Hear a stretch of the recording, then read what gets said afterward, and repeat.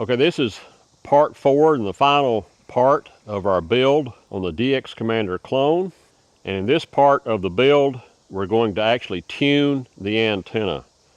And when I get through with the tune, I'll show you the SWR readings and the resonant frequencies, and I'll put a PDF down in the description of the different element links so you can duplicate this antenna when you build yours. Okay, we've got our wrench. It's going to tighten up the nuts on these radials. Want the terminal and wire on the outside here. That helps with the spacing. All right, good there. Do the same here. First one was 40. Let's see if this will work. No, not gonna, I'm gonna sit down. Old folks can't squat. At least I can't. My knees don't work like that. We'll get all these tightened down, and then we'll start stringing the radials.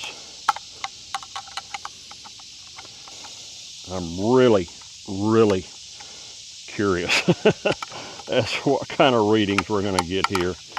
I expect it to be tuned low on the bands. I expect to have to shorten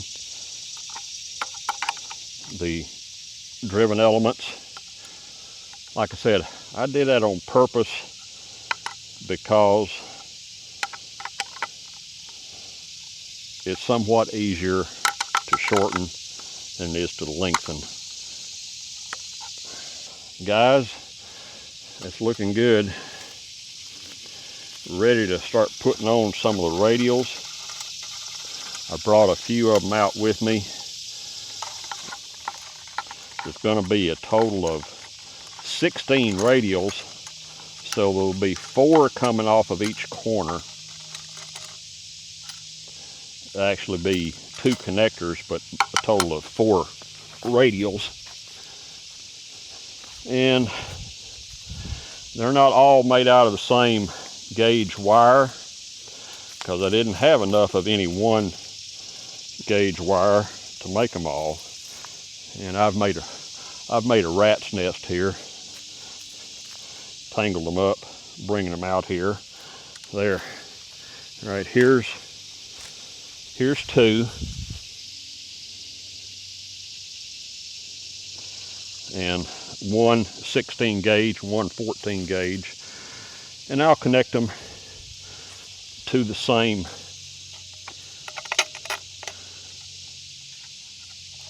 bolt here and string them out, connect them at 90-degree angles, thereabouts, and string them out. I don't know if these are going to stay. I'll probably have to rig something up to stake them down. Get these untangled.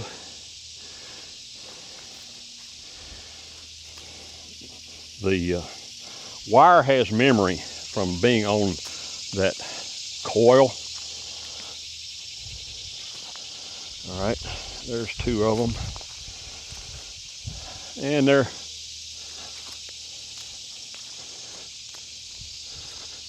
going to relatively stay where I put them. And that's another curiosity for me, is how sensitive are they going to be to placement.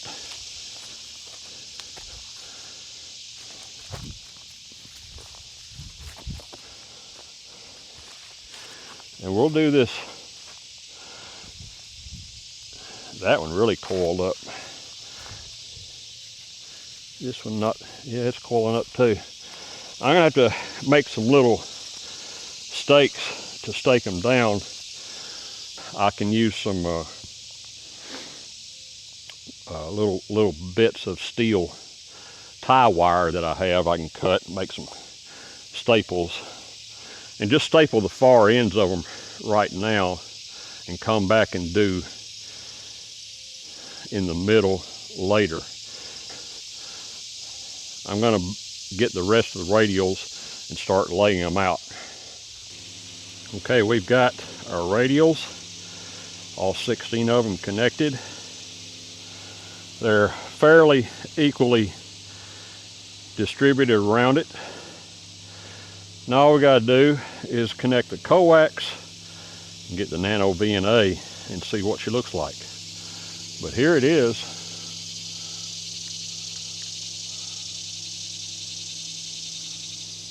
And I'm curious, really curious about what it's going to read. So let's get set up and do some measurements.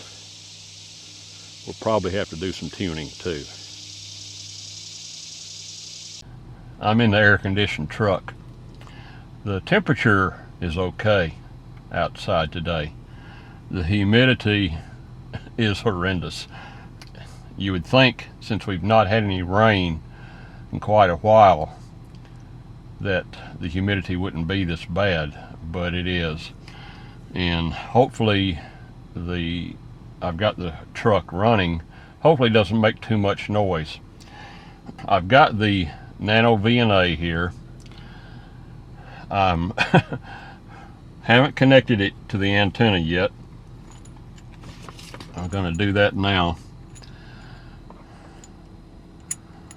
I want to be I want my reaction to be real, which it will be, because I have not seen how this antenna resonates yet. So I'm going to aim the camera at the nano VNA. Let's turn it on and see where this thing resonates. Something's not right. Let's see here. Well, that makes sense, because I've got a Smith chart, I've got resistance, and I got log mag. I don't have SWR shown on here. So let me configure it here. I'll turn off. Let's see what traces we've got on. We've got the yellow trace on. Turn it off. We've got the blue trace on, which is a Smith. We'll turn it off. We've got the magenta trace on. We'll turn it off. So trace 2 must be SWR. Okay, so now we got some dips. Well, let's see where the dips are. You know, something I forgot to do that we will have to do, that 40 meter is supposed to have that strain relief loop above the second spacer there.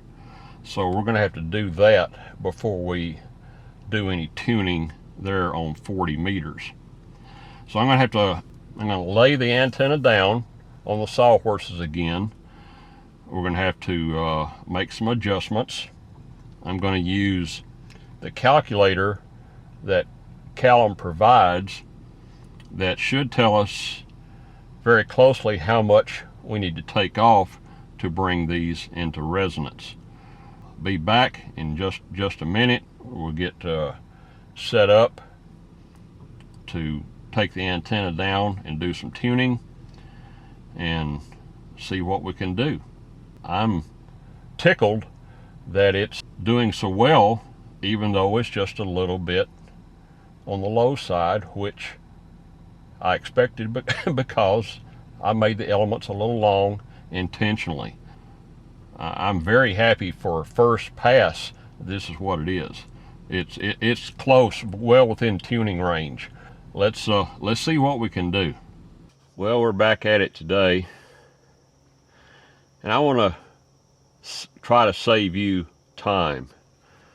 I have wasted a lot of time chasing things that were incorrect.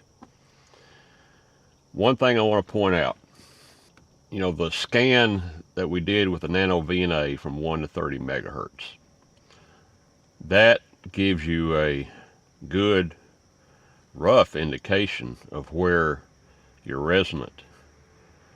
But as you've seen in one of my other videos where we talk about sweep points, the sweep points, it divides whatever frequency range you've got.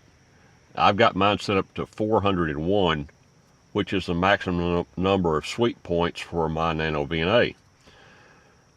Well, for 401 or 400 into 29 megahertz, that makes pretty wide spaces between frequencies, and that's as close as it can get.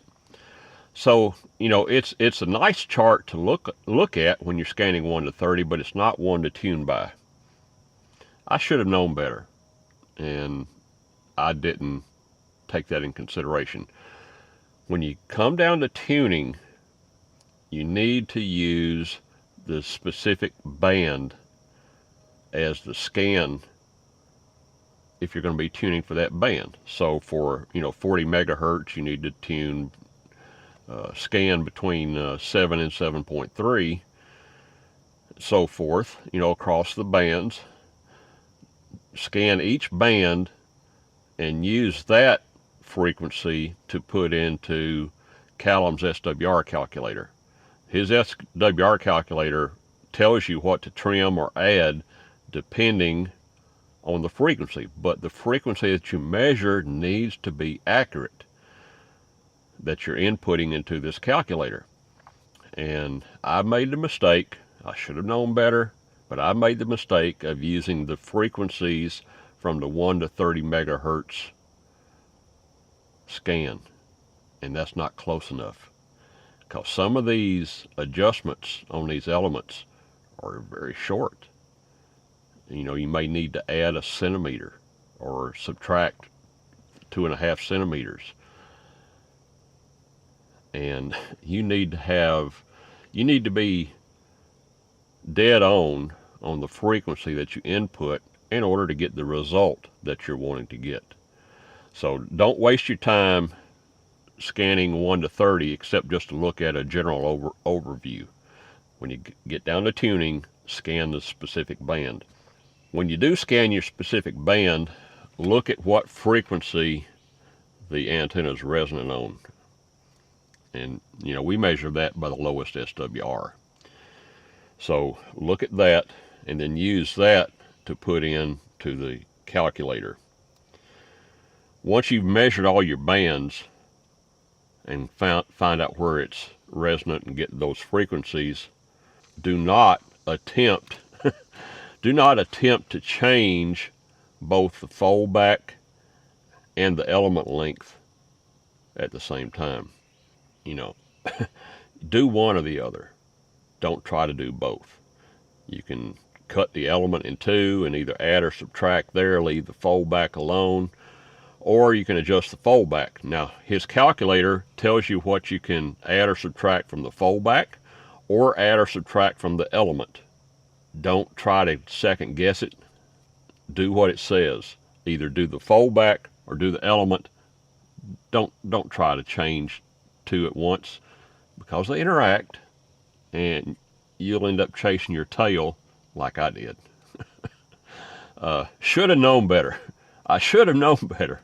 But in my hurry to get this antenna working and on the air, and Callum addresses it in one or more of his videos briefly, I'm putting a little more emphasis on it. Do one or the other. Don't change the element length and the foldback at the same time. You're going to get unpredictable results. Okay? So, enough said on that. Once you've made your adjustments, then remeasure. If you do like I recommend, you should be pretty dang close. Do one or the other. All right? We're going to remeasure the SWR on each band to find out where the resonant frequency is. We're going to put those numbers into the calculator, and then we're going to come back and adjust the elements. I wasted hours, literally hours. And I'm pretty sure that we do it this way this time, everything's going to be cool. So let's take some measurements, and then we'll make sure that this procedure works. Stay with us. Learn from my mistakes. That way saves you time. Okay, here we are scanning 40 meters, and you can see we're resonant way high on the band here, down near 7.3. So let's move the cursor down there and see where that is resonant. Okay, that's looking like 7.288. 7.288. So we'll record that, and then we'll go on up to the next band. Okay, here we are at 14, the 20 meter band, and we're resonant somewhere down here around 14,193, which isn't bad, but I want it closer to 14.2, 14.23, and so we're going to say it's resonant down at 14,193. Okay, here on 17 meter band, I had to open up the frequency a little bit to get a good look at where the dip occurred. But we're at 18,157, which is a little high on the band. I'd like it down around 18.12 or 18.13. So let's write this one down, 18,157. I had to do the same thing here to find out where it was resonant on 15 meters. And looks like we're resonant up at 21,583. 21,583. So we need to change that as well. Let's go on up to 12. And again here we're going to have to broaden our scan just a little bit because it looks like we're resonant way down low in the band. Let's lower the start point down to 24.9.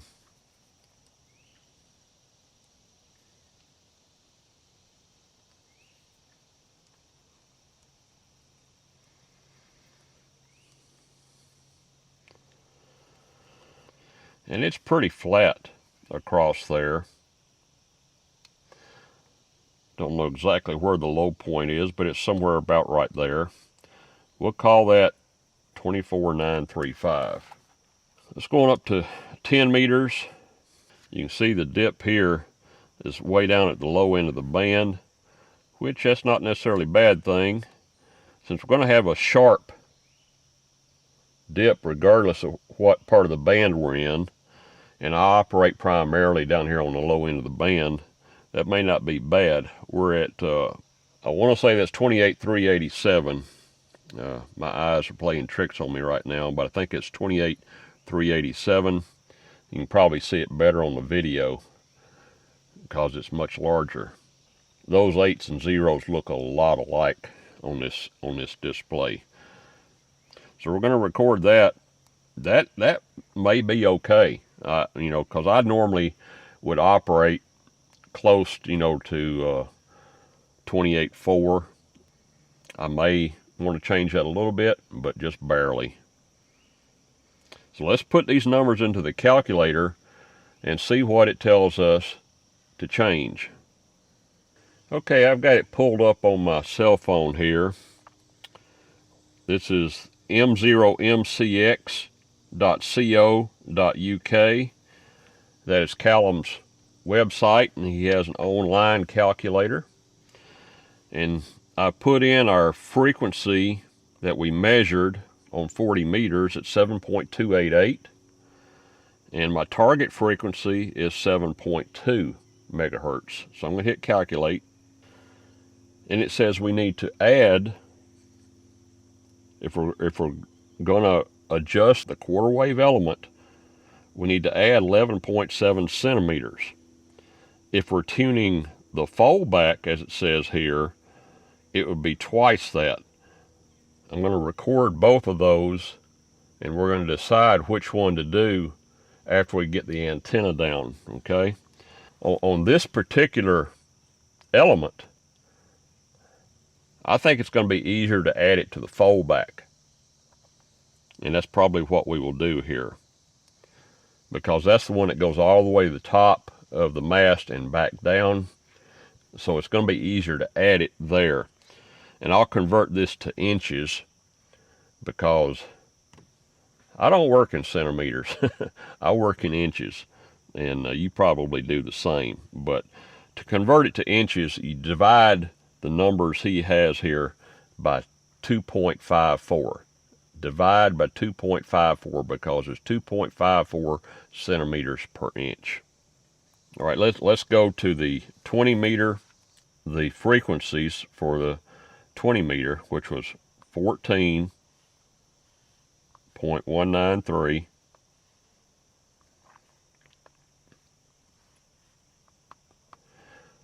and we want a target, at least I want a target of 14.23.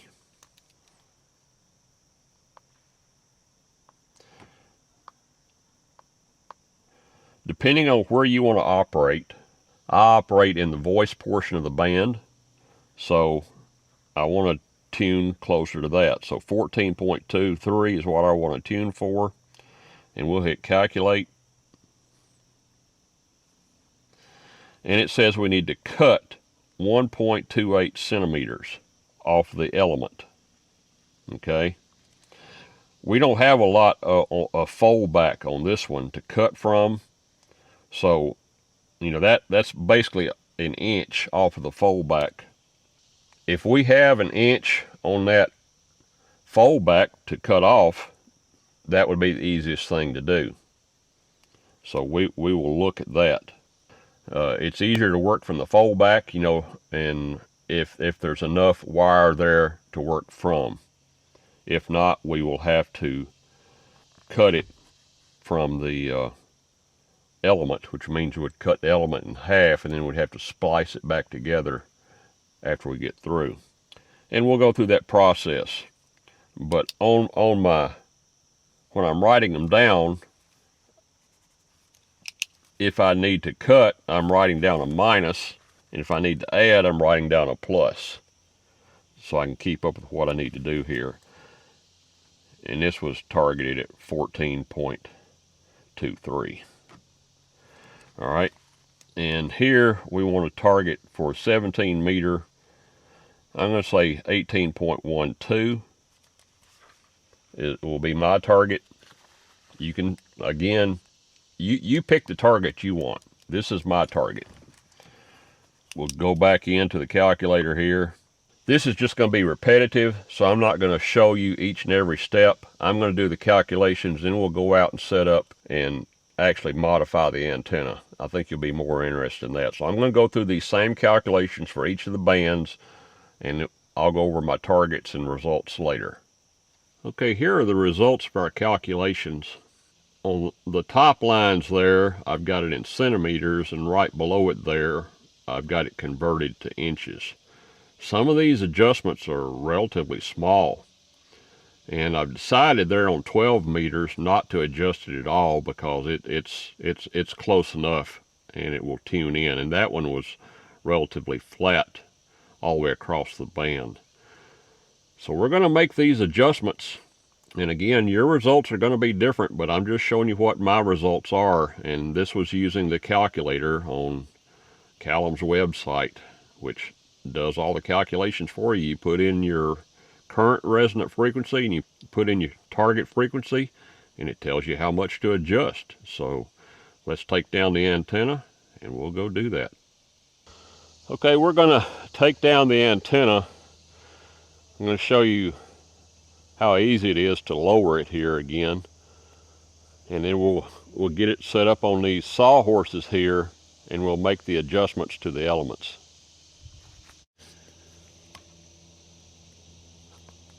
Just loosen this one guy rope, walk it in, let it lean over slowly,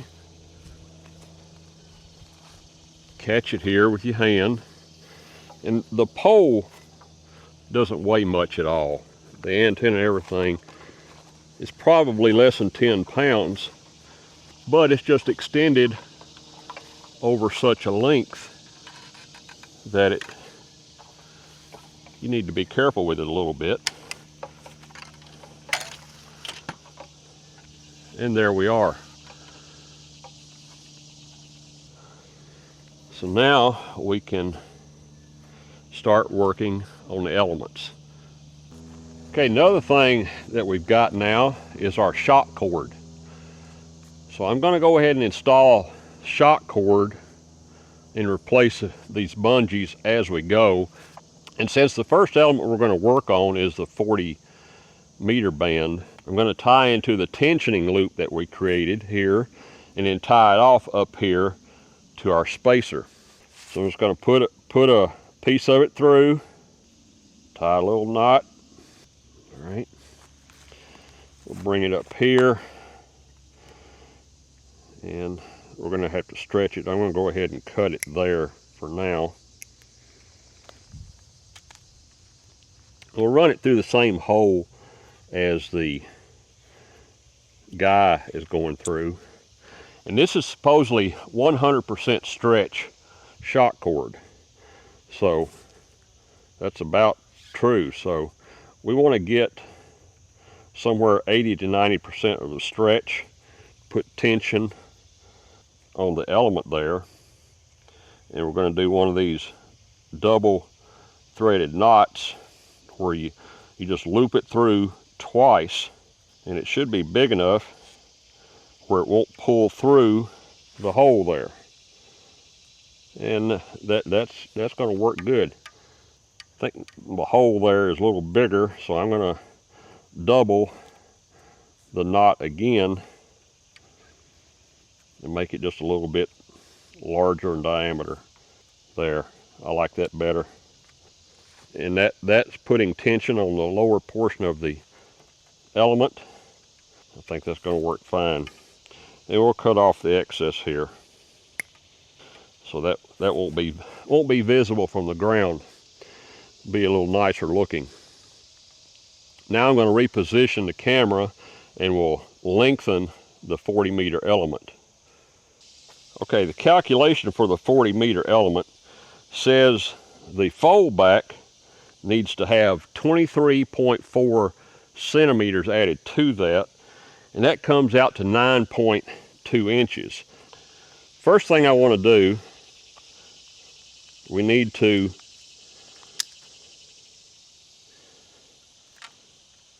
cut the tape, and we need to add 9.2 inches to the fold back. You know, this is the fold back here. So to do that, I'm going to put a reference mark here on the fold back. And we'll put that reference mark 3 inches from the end. So 3 inches. Because we're going to have to trim back the insulation here in order to join the additional piece onto it, and we need to make sure to account for what is lost in the splice. So I'm going to strip this back to get down to the bare wire, and then we will add more wire to that and allow for this 3 inches. So our total length will be 12.2 inches from this mark. That accounts for this 3 inches that's currently there, plus the 9.2 we need to add. Went and got my wire strippers, so we can strip off about 1 inch there. All right, so now we got bare wire there. So let's cut us a piece of wire. We need to add 9.2, so let's cut 11 inches, and then we'll trim it to length once we get it spliced in. All right, there's 11 inches right there. Cut that off, and we'll see, we're going to have to remove about 1 inch of insulation from this one also to splice the two together. Then once we've got them spliced together, Then we'll measure from our original mark to determine where to cut. We're going to cross them over in an X pattern and then wrap the ends around like so, which that's a strong splice. And I've got a piece of heat shrink here. I think this is large enough. If not, we'll get a different one. Yeah, this is going on.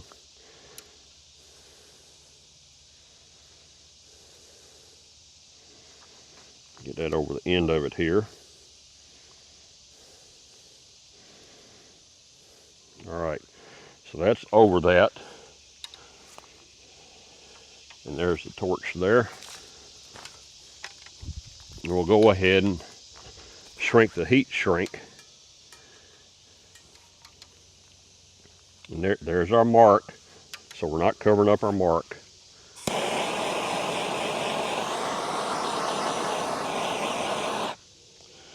And it only takes a second with that torch to shrink the heat shrink. Now, we need to measure 12.2 inches from our mark. All right, because we used up some of that in the splice. So 12.2 inches. So right there, we should be good. Now we'll tape that back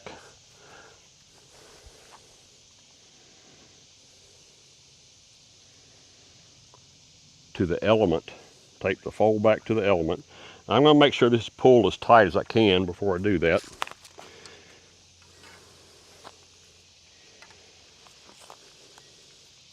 Well, we've already got it taped up here. We're good. We're good. We'll tape that fold back here to the main element.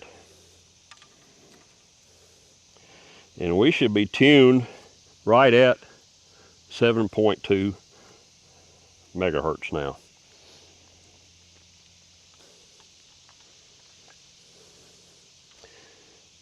Get this tape cut, get it started there. Now, hopefully if I did everything right, we should be tuned right at 7.2 megahertz for 40 meters. So let's go do the other bands, and then we'll get this thing up in air and get it tested.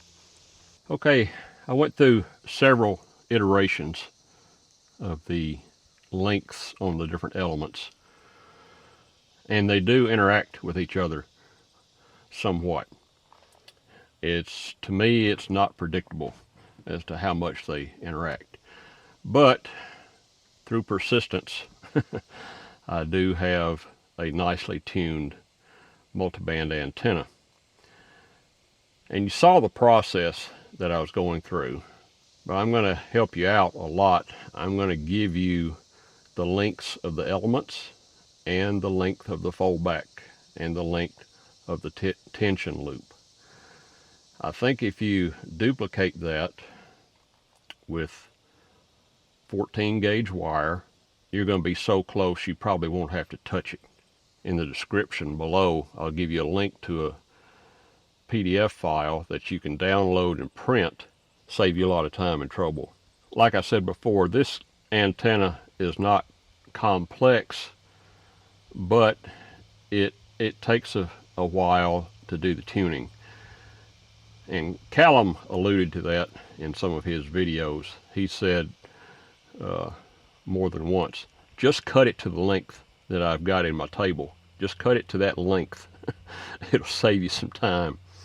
These lengths that I'm going to put in the table work. Now I'm going to show you the Nano VNA now, and it is, in my opinion, it's phenomenal for a multiband antenna without a tuner. No tuner is required. So let's look at it. Okay, here we are at 40 meters. Look at this graph here. On the high side down here, we're at 1.275 SWR. It goes all the way down to 1.0 here, and that's at approximately 7.23. There's 7.23. 1.01 SWR. Fantastic in my book. Let's go up to 14.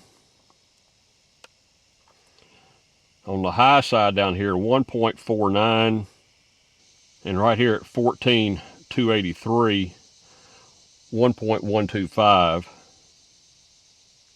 and at 14,350, 1.25. Let's look at 17. Basically flat all the way across. I mean, that's great. At 1.33, it's pretty much flat all the way across. At 15 meters, down at 21.2, we're at 1.2. It bottoms out, well, it stays pretty much flat around 1.2 across there. And the high is 1.47. So fantastic there too. Here on 12 meters, 1.167 at 24,930. Pretty much flat. Goes up to 1.19. 1.19 at 24,990. And here on 10 meters, you know, it's like it was. You can tune your dip wherever you want the dip to be. I prefer mine on the low side of the band. We're at 1.4, goes down to around 1.36. And on the high side, that's at 2.8. So even up here with your built-in tuner, you should be able to tune and work that band with no problems. You know, we've got 40 through 10 without any problem whatsoever, no tuner required. I think that's great. So let's get on the air. I don't know if this is a good time of day or not. It's in the afternoon. I don't even know what time it is. We'll see what it sounds like. It may not be the best time to work it. Probably need to come back out here at dusk and see if we can work the gray line, but I mean, this is looking great. This antenna is tuned. Okay, here is the completed antenna. All the temporary bungee cords are gone using shock cord.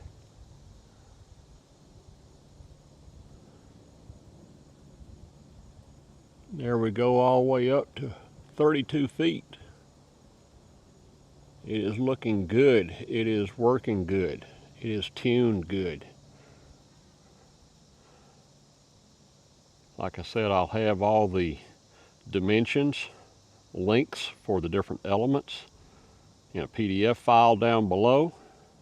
And good luck with your build. Okay, we've got the antenna connected to the radio now. I've already done a few QSOs, and I'm going to start recording and see what we can get here. Multiple bands are coming in. It's about, let's see, it's 2046 Zulu time. Not going to be the best band conditions, but we'll see what we can do. I'm running it straight into the radio. I don't have the SWR meter or the tuner in line now.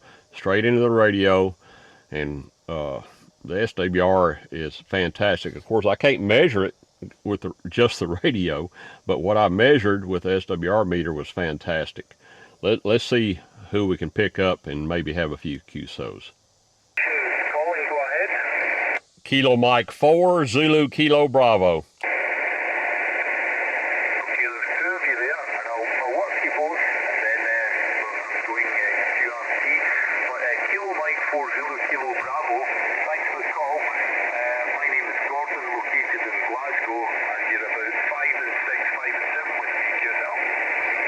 QSL on the 5.6 and 5.7 from Glasgow, Scotland. I'm from Kentucky in the US. Kilo Mike 4, Zulu Kilo Bravo. I have you 5.9 here in Kentucky. Yeah, thanks so much for the 5.9, Jerry. You let QSB there, you went down a bit, but good to hear you in Kentucky, USA. My pleasure to work you. Thanks so much for the call. Best 73, bye-bye. 73s, have a blessed day. Bye-bye, 70, and the other station ended Tango Romeo. Tango Romeo, go ahead. Okay, just talked to Scotland on 17 meters, so that's doing pretty good here at almost 4 p.m. Central Time. Let's see who else we can tune up.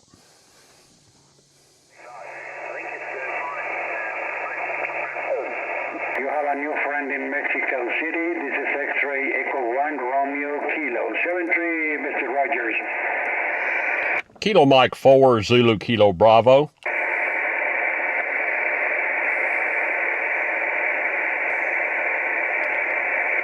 Kilo Mike 4, Zulu Kilo Bravo. The Kilo Mike 4 again, please.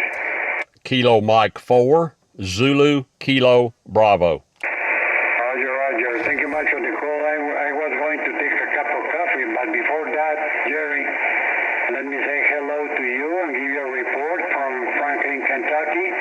You're picking 5.9 plus 5, Jerry. My name is Ralph, Romeo Alpha Lima Papa Hotel, located in Mexico City. How copy, Jerry? Over. Oh, you're just a booming up here in Kentucky this afternoon. You're 5.9 plus here also. That's the reason I wanted to try to call to you. I'm just running 100 watts through a homemade DX Commander vertical antenna. Okay, listen, you 100 watts at your antenna, Jerry. Listen this. It's a booming up here in Kentucky this afternoon. You're 5.9 plus here also.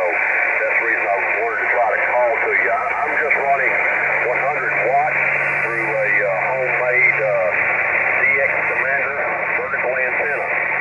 What about that, Jerry?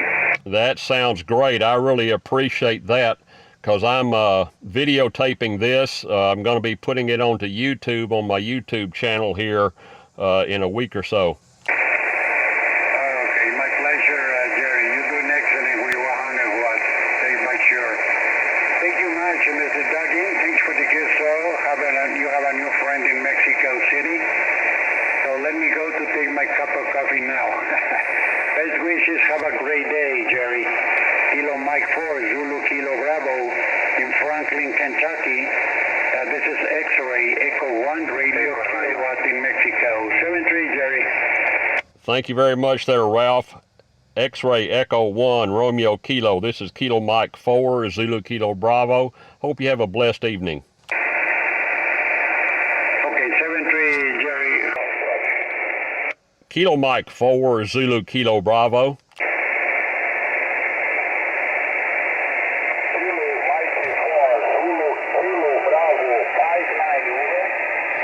Copy the 5.9 there. I've got you 5.3 here in Kentucky. Come back with your call sign, please. My call sign is Papa Yankee 5, Alpha Mikey Foxtrot, Papa Yellow 5, Alpha Mikey Fox. Officially, my name is Mikey Alpha Ridge, right back to you. Okay, having a little trouble on your call sign there. I got Alpha Mike Fox. Come back with your entire call sign again, please. Okay, Papa Yellow 5, Alpha Mikey Fox. Papa Yankee 5, Alpha Mikey Fox. Okay, got you that time. Papa Yankee 5, Alpha Mike Fox, QSL.